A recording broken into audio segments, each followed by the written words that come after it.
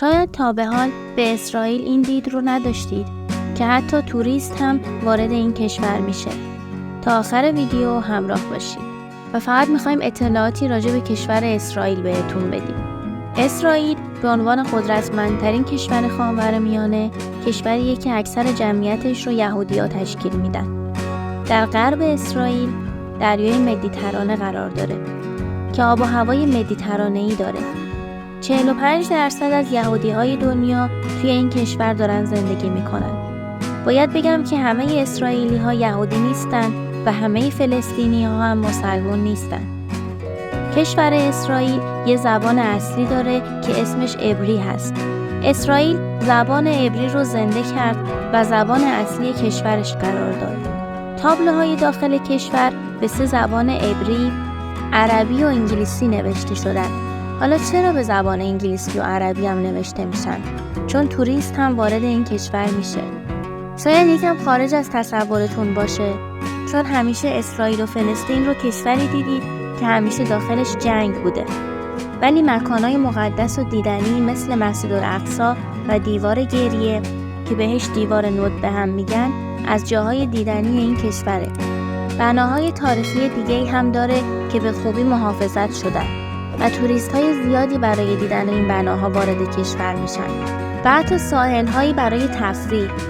اسرائیل توی سال 1948 استقلالش رو اعلام کرد، ولی هنوز در حال جنگه که توی ویدیوهای قبلی هم گفتم که مشکل اصلی اینها چیه و چه مسائلی با هم دارن. کلیسا و جاهای دیگه‌ای از شهر تخریب شدن و دوباره بازسازی شدن، ولی همچنان مردم این کشور که مسیحی‌ها، یهودی‌ها و مسلمان‌ها هستن کنار هم زندگی میکنن و مشکلات منطقه‌ای هم از بین نرفته. کنترل این کشور کاملا در اختیار اسرائیله. درگیری‌هایی که بین فلسطین و اسرائیل وجود داره، بازرسی‌های خیلی سفت و سختی توی سطح شهر دارن. اسرائیل فلسطین رو حق خودش میدونه، چون اسرائیلی‌ها ادعا میکنن که زمین‌ها رو از فلسطینی‌ها خریدن و شهرک‌هایی رو ساخت و دیوارهای بلندی دور شهر کشید.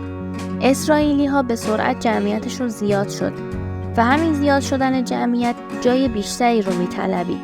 پس اسرائیل تلاش میکنه که مساحت بیشتری رو به دست بیاره.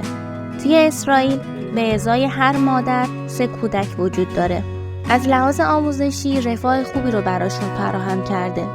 شادترین کشور جهان توی رده 12 قرار گرفته.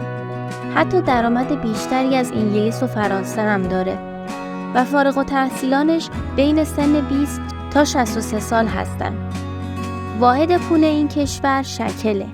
اسرائیل محصولات کشاورزی رو تولید میکنه و صادرات هم داره و روزهای تعطیل که روزهای شنبه هست کار نمیکنن و استراحت میکنن. این روز خاصی براشون هست که به عبادت میپردازن. از لحاظ مذهبی 2 دسته هستن: جمعیت غربگرا و جمعیت مذهبیون.